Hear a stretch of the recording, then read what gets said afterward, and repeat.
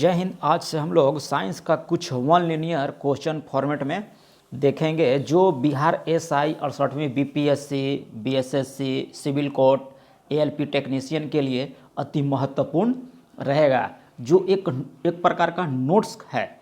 तो देखते हैं आज का पहला क्वेश्चन क्या है। आज का पहला क्वेश्चन कह रहा है आलू का शैथिल्य रोग किसके कारण होता है, किस जीवाणु के कारण होता है। तो आलू का शैथिल्य रोग जो होता है वह साइडोमोनास सेलोनीफेरस नामक जीवाणु के द्वारा होता है। अगला क्वेश्चन कह रहा है सेव में अग्नि निर्जा रोग इरिथियम नामक जीवाणु के द्वारा होता है। सेव में निर्जा रोग जो है एरिथ्रियम नामक जीवाणु के द्वारा होता है।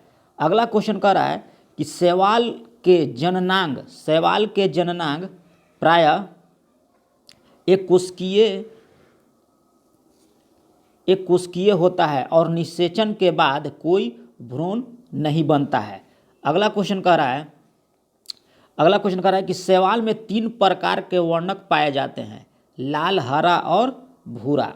शैवाल में 3 प्रकार के वर्णक पाए जाते हैं, लाल, हरा और भूरा वर्णक पाए जाते हैं। अगला कह रहा है कि शैवाल में प्रजनन अलैंगिक और लैंगिक दोनों विधियों के द्वारा होता है। क्वेश्चन ऐसे पूछेगा कि शैवाल में प्रजनन किस विधि के द्वारा होता है, तो आपको याद रखना है कि लैंगिक और अलैंगिक दोनों विधि के द्वारा होता है शैवाल में प्रजनन। अगला क्वेश्चन कह रहा है कि प्रोटोडर्मा नामक शैवाल कहाँ पाया जाता है। तो प्रोटोडर्मा नामक शैवाल जो है कछुए के पीठ पर पाया जाता है। कौन सा शैवाल? तो प्रोटोडर्मा नामक शैवाल जो है कछुए के पीठ पर पाया जाता है। अगला कह रहा है कि क्लेडोफोरा नामक शैवाल किसके ऊपर पाया जाता है। तो ये आपका आंसर हो जाएगा कि क्लेडोफोरा नामक शैवाल जो है घोंघे के ऊपर पाया जाता है। या ऐसे भी पूछ सकता है क्वेश्चन कि घोंघे पर कौन सा शैवाल पाया जाता है, या घोंघे के ऊपर कौन सा शैवाल पाया जाता है। तो आप लोग के आंसर देना होगा कि ये क्लोडोफोरम नामक शैवाल जो है घोंघे के ऊपर रहता है। अगला क्वेश्चन कह रहा है जुक्लोरेला नामक शैवाल निम्न वर्गीय जंतु हाइड्रा के अंदर पाया जाता है। जुक्लोरेला तथा हाइड्रा का संबंध सहजीवन का उदाहरण होता है। अगला क्वेश्चन कह रहा है चाय तथा कॉफ़ी के पत्ते पर सिफ्ल्यूरस नामक शैवाल पाया जाता है। चाय तथा कॉफ़ी के पत्ते पर सेफ्ल्यूरस नामक शैवाल पाया जाता है। अगला क्वेश्चन कह रहा है पेड़ की छालों तथा दीवार तथा चट्टान आदि पर कौन सा शैवाल पाया जाता है। तो ये शैवाल जो है साइमन सियला नामक शैवाल जो है पेड़ों की छाल, दीवार और चट्टानों आदि पर पाया जाता है। अगला क्वेश्चन कह रहा है ऑसिलेटोरिया नामक शैवाल कहाँ पाया जाता है।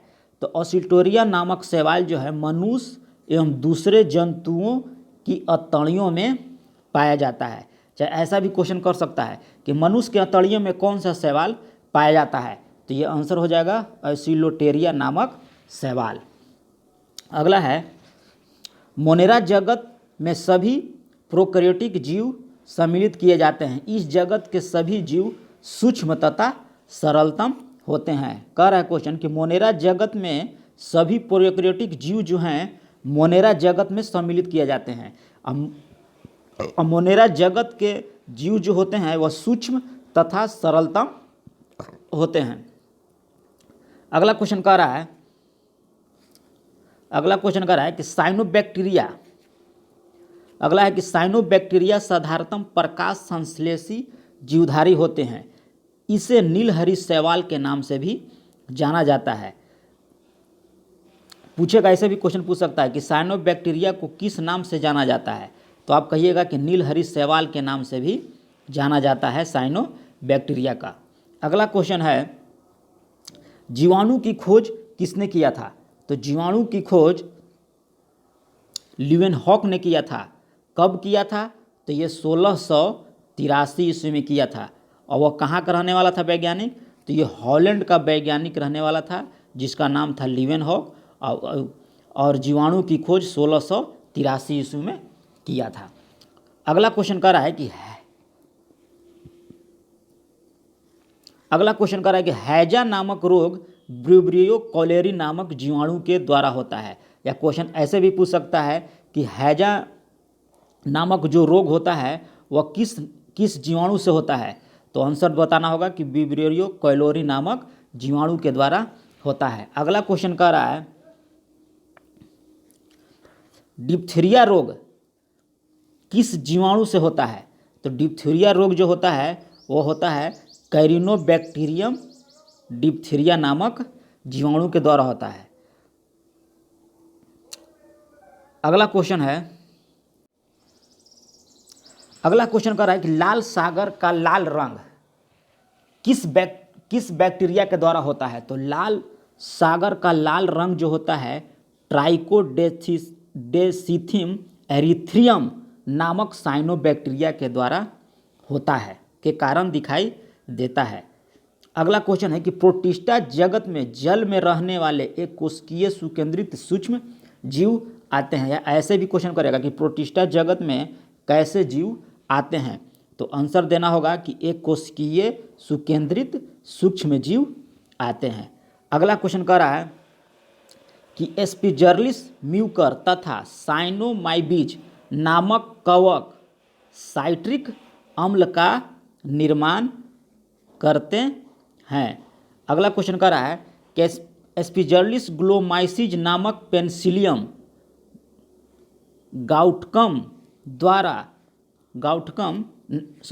नामक कवक के द्वारा गैलिक अम्ल का निर्माण किया जाता है। अगला क्वेश्चन कह रहा है कि एस्पिजर्लिस नामक कवक से ग्लूकोनिक अम्ल प्राप्त किया जाता है। चाहे ऐसे भी क्वेश्चन पूछ देगा डायरेक्ट कि ग्लूकोनिक अम्ल जो है किससे प्राप्त किया जाता है? तो आंसर देना होगा कि एस्पिजर्लिस नाइजर नामक कवक से ग्लूकोनिक अम्ल का निर्माण होता है। अगला क्वेश्चन कह रहा है कि सूर्य के प्रकाश में अदृश्य अंश से प्रकाश संश्लेषण किया जाता है किसके द्वारा? तो फफूंद के द्वारा। क्वेश्चन सीधा करेगा कि सूर्य के प्रकाश के अदृश्य अंश से प्रकाश संश्लेषण किया जाता है किसके द्वारा? तो आंसर देना होगा कि कुछ फफूंद के द्वारा। अगला क्वेश्चन कह रहा है कि एक खाद्य श्रृंखला के कुछ ही चरण होते हैं क्योंकि हर चरण में ऊर्जा जो है घटती जाती है। अगला क्वेश्चन कह रहा है कि कैक्टस में पाए जाने वाले अनुकूल हैं। क्वेश्चन कह रहा है कि कैक्टस में पाए जाने अनुकूलन हैं। तो आंसर देना होगा पर्णभव एवं पर्णशूल। अगला क्वेश्चन कह रहा है कि पुनरुद्भवन की विशेष क्षमता पाई जाती है। तो कहाँ पाई जाती है? तो ये पोरीफोरा में पाई जाती है। पुनरुद्भवन की क्षमता कहाँ पाई जाती है? तो पोरीफेरा में पाई जाती है। अगला क्वेश्चन कह रहा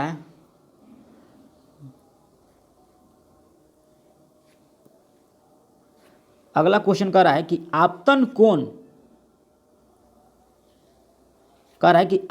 कोण सतह पर अभिलंब तथा आपतित किरण के बीच का कोण होता है, उसे आपतन कोण कहा जाता है।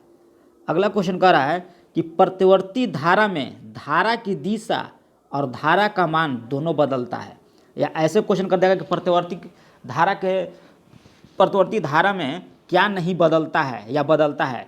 तो बोल रहा होगा कि धारा की दिशा और धारा का मान दोनों बदलता है। तो ये रहा आज का कुछ साइंस का प्रश्न जो आप लोग को बहुत अच्छा लगा होगा। इसी तरह से डेली नोट्स बनाकर आप लोग को वीडियो दिया जाएगा, तो आप लोग वीडियो का आनंद लेते रहें और हो सके तो एक ग्रुप में ज़रूर शेयर करें।